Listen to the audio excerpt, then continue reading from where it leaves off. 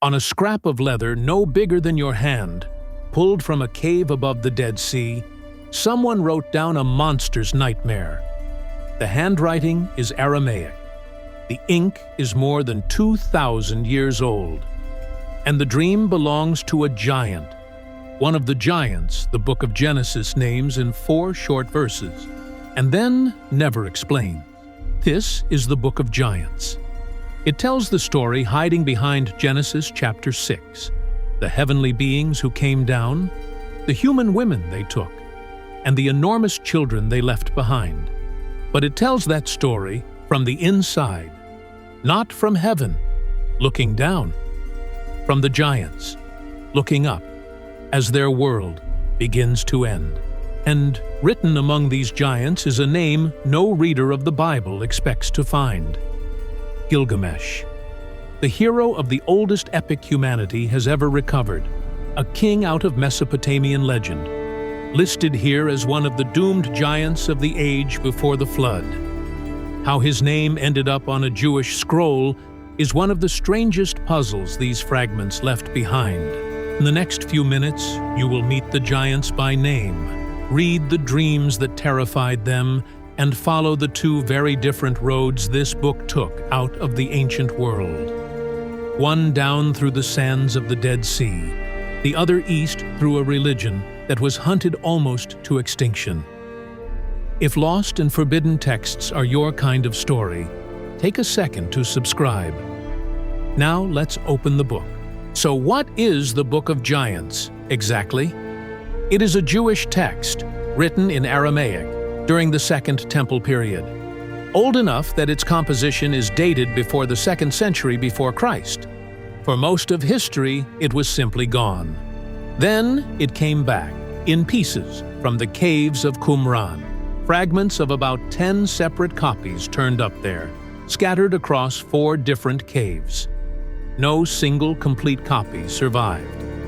Everything we know about this book has been rebuilt from torn columns and broken lines, the fullest of them a manuscript scholars label 4Q530. If the story sounds familiar, that is because another book tells its opening. In the book of Enoch, the heavenly watchers come down and father giants on human women. The book of Giants picks up where that account leaves off, but it hands the narration to the monsters. Here, the giants have names, they have voices, and they dream. That difference is the whole reason this book matters. Genesis spends 4 verses on the giants, then hurries on to the flood, almost embarrassed by them. The book of Enoch explains where they came from. Only the book of Giants steps inside their heads and asks what it feels like to be one of them, enormous and feared, as the whole world begins to turn toward the judgment that is coming for their kind. Start with the names. 2 brothers stand at the center of the story, Ohyah and Hahyah. Around them move other giants and a messenger named Mahaway, who can cross impossible distances. These are not silent background monsters. The fragments give them dialogue, fear, and argument. They behave less like beasts and more like men who have realized something is coming for all of them. And then there is Gilgamesh. That name, the name of the hero of Mesopotamia's great epic, sits in the Aramaic text plainly, written among the giants. Beside it, scholars read a second familiar name, one they connect to Humbaba, the monster from that same epic. Whether these are meant to be those famous figures and why a Jewish scribe reached for them at all, the fragments never say. Think about what that name is doing on that scroll. The Epic of Gilgamesh is one of the oldest surviving works of literature we have, far older than the Gospels, older than Homer. And somewhere in the ancient world, a Jewish writer reached across to that Babylonian legend and set its name down among the doomed giants before the flood. Whatever the reason, it is a seam between 2 of antiquity's great libraries. The names are not what makes this book unsettling. The dreams are. Because the giants here do not spend their story boasting or fighting, they spend it afraid. What survives in the fragments are two great scenes of nightmare. Visions that fall on the giants in their sleep and refuse to let go of them when they wake.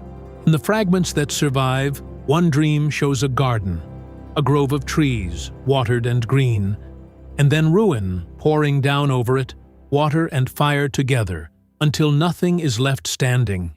In another, a stone tablet is drawn up out of a flood, and every line written on it has been washed away, except for a few words that still cling to the surface. The giants cannot read their own nightmares, so they send Mahaway, the one who can cross the world, to find the single being who might explain them. Enoch, the scribe who walks with God at the edge of the earth. It is a strange reversal. The monsters go looking for a prophet.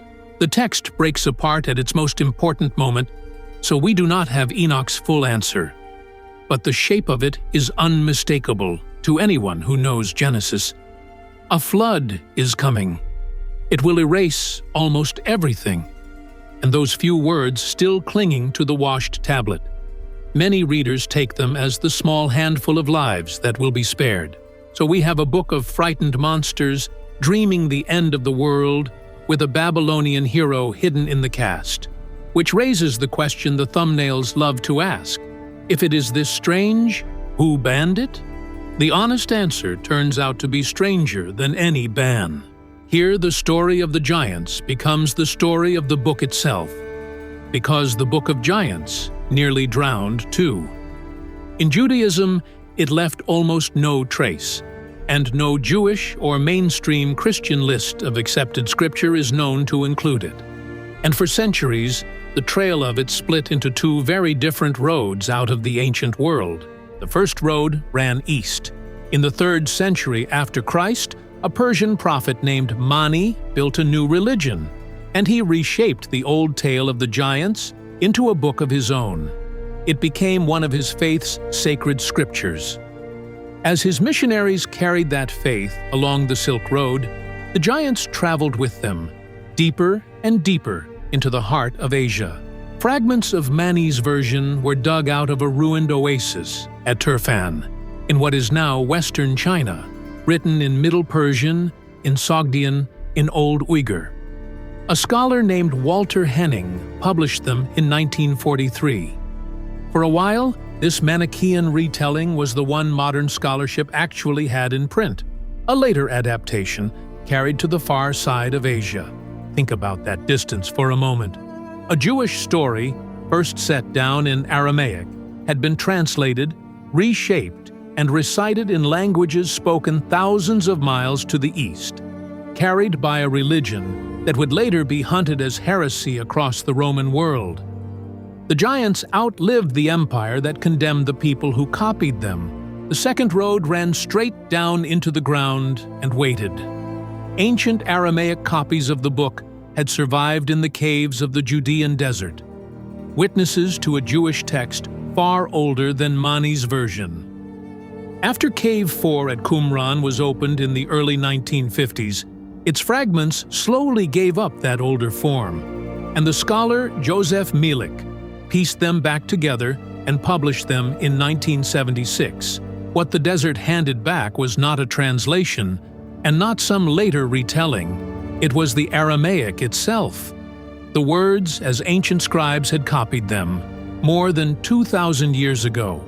Torn, incomplete, missing its ending. But old and unmistakably Jewish, and finally back in the light after 20 centuries underground.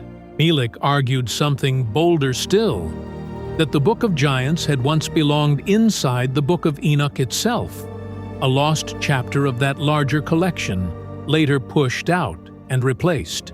Not every scholar accepts that, but even the cautious ones agree on the essentials.